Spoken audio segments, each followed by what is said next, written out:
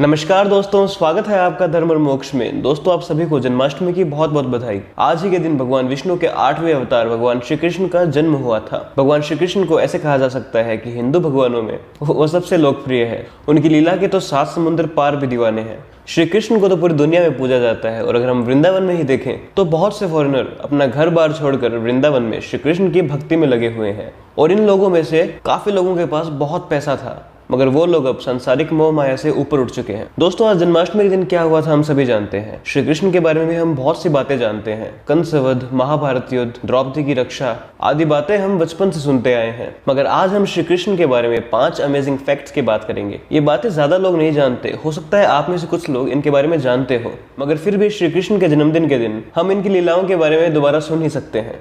पूरी जानकारी के लिए वीडियो को अंत तक देखें। मैं हूं ऋषि तावने और शुरू करते हैं आज की ये बात। दोस्तों, सबसे पहले बात करते हैं श्री कृष्ण की नगरी द्वारिका के बारे में। सभी लोग जानते हैं कि द्वारिका नगरी डूब गई थी, मगर हम ये बात सिर्फ कहानी के नजरिए से ही जानते हैं। आज बात करेंगे प्रूफ्स के साथ। दोस्तों, हिंदू धर्म के अनुसार महाभारत युद्ध के बाद कौरवों की माता गांधारी श्री कृष्ण पर बहुत गुस्सा थी। युद्ध के बाद गांधारी जब श्री कृष्ण से मिलती है तो वो उन्हें उनके 100 पुत्रों के वध का जिम्मेदार मानती है। वो कहती है कि श्री कृष्ण, आप तो ईश्वर थे, आप चाहते तो इस युद्ध को रोक सकते थे और मेरे पुत्रों की जान को बचा सकते थे, मगर आपने ऐसा नहीं किया। जैसे आज मेरे वंश का नाश हुआ है, वैसे ही आपका यदुवंश भी खत्म हो जाएगा। और इस श्राप के प्रभाव के कारण ही यदुवंश के लोग आपस में लड़कर मर गए थे और भयंकर सुनामी, बाढ़ और बारिश की वजह से द्वारिका नगरी भी डूब गई थी। दोस्तों, ये बात तो हो गई कथा के रूप में। अब बात करते हैं इनके प्रूफ्स के बारे में। दोस्तों, हम जानते हैं कि महाभारत लगभग 5000 साल पुरानी है और ये द्वारिका महाभारत युद्ध के 36 साल बाद डूबी थी। और अगर जियोलॉजिस्ट की माने तो इसी समय आज से लगभग 5000 साल पहले पूरे विश्व में 3 जगह समुद्र में भयंकर सुनामी आई थी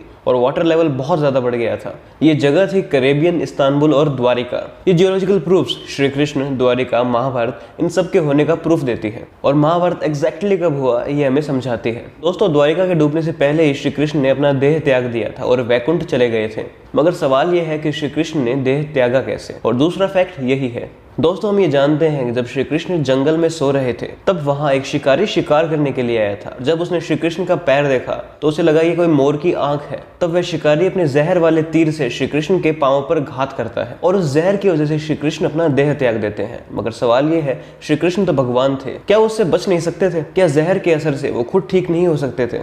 ठीक तो भगवान श्री कृष्ण हो सकते थे, मगर इसमें भी भगवान की लीला थी। सबसे पहली बात, भगवान विष्णु ने मानव रूप में अवतार इसीलिए लिया था ताकि वो धर्म की स्थापना कर सके, जो कि श्री कृष्ण कर चुके थे। दूसरी बात हमें रामायण की तरफ लेकर जाती है। रामायण में हमें वो प्रसंग तो याद होगा जब भगवान राम छुपकर बाली को तीर मारते हैं। रामायण का वो बाली त्रेता युग में इस शिकारी के रूप में फिर से जन्म लेता है और छुपकर श्री कृष्ण को तीर मारता है। बाली के ही हाथ से अपना अंत करवाना, ये भी तो श्री कृष्ण की ही लीला है। और दोस्तों, इससे एक बहुत अच्छा मैसेज मिलता है, आपका किया हुआ तो आपको भोगना ही पड़ता है। अगर साइंस की नजर से देखें तो हर एक एक्शन का एक रिएक्शन होता है।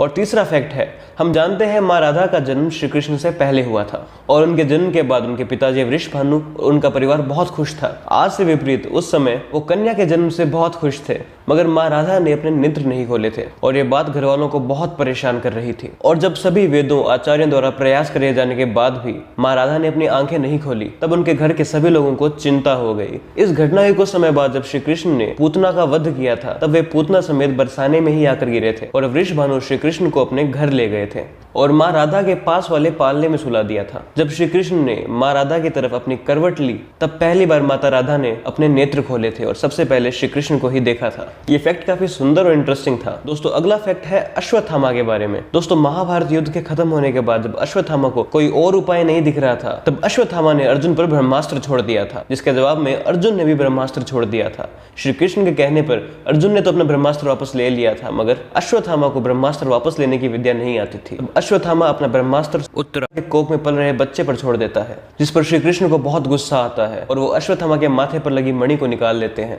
और श्राप देते हैं कि उसका शरीर तो एकदम दुर्बल हो जाएगा, वो मरना चाहेगा लेकिन मौत नहीं आएगी, हमेशा पृथ्वी पर तड़पता हुआ इधर उधर भटकता रहेगा। और दोस्तों, इस श्राप के बाद ऐसा ही हुआ। अश्वत्थामा आज भी जिंदा है और लोगों का मानना है कि मध्य प्रदेश के असीरगढ़ में आज भी अश्वत्थामा शिव जी की पूजा करता है और दिन में सबसे पहले शिव जी पर वही फूल चढ़ाता है। चारों तरफ खाई के होने के बावजूद भी रोज सुबह वहाँ फूल आ जाना सबको हैरान करता है और ऐसा माना जाता है कि अश्वत्थामा इन खाइयों में ही किसी गुप्त गुफा में रहता है। दोस्तों काफी बार बात यह भी हुई थी कि लोगों द्वारा अश्वत्थामा को अफगानिस्तान के जंगलों में देखा गया और ऐसे विशालकाय माथे से खून निकलते व्यक्ति को देख उन्होंने उसका अश्वत्थामा होने का ही अनुमान लगाया। आज भी अश्वत्थामा पृथ्वी पर इधर उधर भटक रहा है। दोस्तों पांचवा और आखिरी फैक्ट है, जब महाभारत युद्ध खत्म हो गया था तब पांडवों में चर्चा होने लगी थी इस जीत में सबसे बड़ा योगदान किसका है। भीम का मानना था कि सभी कौरवों को मारने की वजह से इस युद्ध में जीत का सबसे बड़ा योगदान भीम को जाता है। अर्जुन का मानना था कि सबसे बड़े शूरवीरों को उसी ने मारा था तो इस जीत में सबसे बड़ा योगदान उसका है। ऐसे ही सभी भाइयों में बहस हो गई कि सबसे बड़ा योगदान किसका था। तभी सभी श्री कृष्ण के पास जाते हैं और उनसे पूछते हैं कि इस जीत में सबसे बड़ा योगदान किसका है। तब श्री कृष्ण कहते हैं कि इसका जवाब मैं नहीं दे सकता, इसका जवाब वही व्यक्ति दे सकता है जिसने इस युद्ध को अंत तक देखा है। जाओ और बर्बरीक से जाकर इस सवाल का जवाब मांगो। दोस्तों जो लोग नहीं जानते बर्बरीक कौन है उन्हें मैं बता दूं, बर्बरीक भीम के पोते हैं और घटोत्कच के पुत्र हैं जिन्होंने श्री कृष्ण को अपनी गर्दन यानी अपनी शीश दान में दिया था और बर्बरीक को आज हम श्याम बाबा के नाम से पूजते हैं। उन पर बनाई गई वीडियो का लिंक आपको डिस्क्रिप्शन में मिल जाएगा या फिर आप आई बटन पर जाकर उस वीडियो तक पहुंच सकते हैं। दोस्तों जब पांडव बर्बरीक के शीश के पास जाते हैं और पूछते हैं